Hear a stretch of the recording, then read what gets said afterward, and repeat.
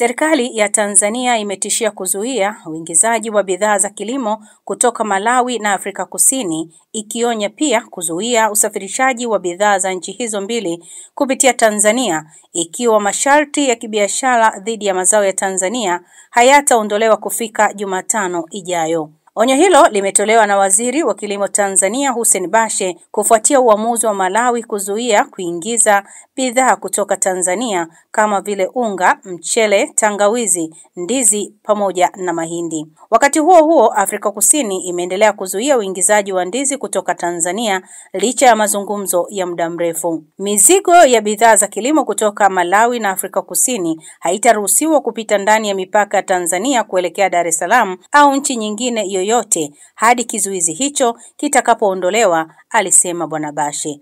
Lakini pia ameongeza usafirishaji wa mbolea kwenda Malawi utasitishwa ikiwa sehemu ya hatua ya kulinda maslahi ya wakulima na wafanyabiashara wa Kitanzania. Amezungumza hivyo. Taarifa ya waziri imesema nchi zote tatu, Tanzania, Malawi, Afrika Kusini, ni washiriki wa Jumuiya ya Muungano wa Maendeleo ya Afrika SADC, ambazo zinaibua wasiwasi juu ya ongezeko la mvutano ndani ya muungano huo. Happy Balisidia, TMC News, Dodoma.